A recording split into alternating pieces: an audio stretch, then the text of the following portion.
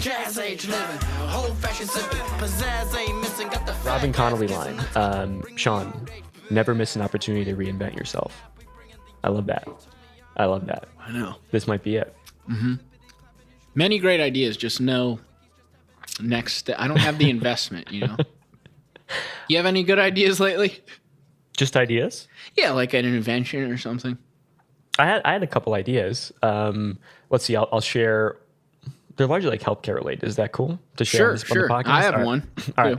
So I find it. All right, I'm going to put it all out there. Elevator pitch. A big part of care of patients is medical imaging. Medical imaging right now is housed and stored in a given server at a given hospital or healthcare network. We have cloud technology. Unfortunately, when patients are transferred to large academic institutions or referred up for a higher level of care, the way in which those images come from one location to another is on a CD. Really? Still? A CD that the family or a courier has to acquire, have burned at one site, driven or walked or whatever it happens to be to the new location, uploaded into the chart, and then go. So let's imagine it's a holiday weekend like Christmas Eve. Somebody comes into the cardiac ICU.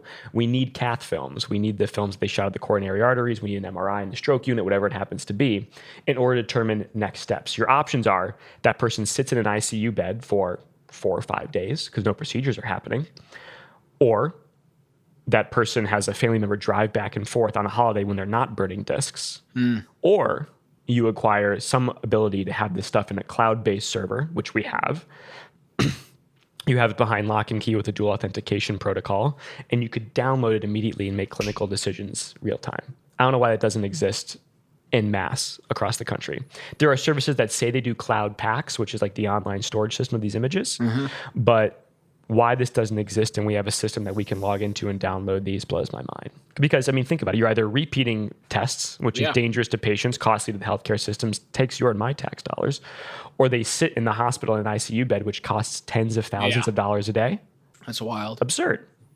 And why doesn't that already exist? There are some companies that claim to do it, but I can tell you, being the intern at Northwestern or having, teaching these intern services, we have to wait for a family member or a courier to show up with a disc. It's disastrous. Damn. We put a man on the moon 50 years ago. Like, are you kidding me? Allegedly. So if anybody wants to partner in that technology with me, like and subscribe, and then reach out to us. And that's just one off the top. What do you got? That sounds good. Pussy tea. Yeah. All the taste of pussy without the commitment. What? Yeah, it's like a tea bag. You put it in your hot water. All the taste without the commitment. That's the tagline. Because as we all know, you can't taste pussy without first committing to something. How long does it steep for? An hour? 2? As you steep it, actually, the more flavor. It never stops, actually. If you keep it in for 3 hours, it has a totally different taste than if you taste it an hour in. Eventually, a woman just appears, and it's the real thing, like a genie in a bottle. Hi, Mom. Sunday Punch Podcast, where the future is made. I can't take credit. I saw that in a Curb Your Enthusiasm episode last night. I thought, dude, I was just crying laughing on my couch. Would I add honey to it? I think I would. Sweeten that up a little bit.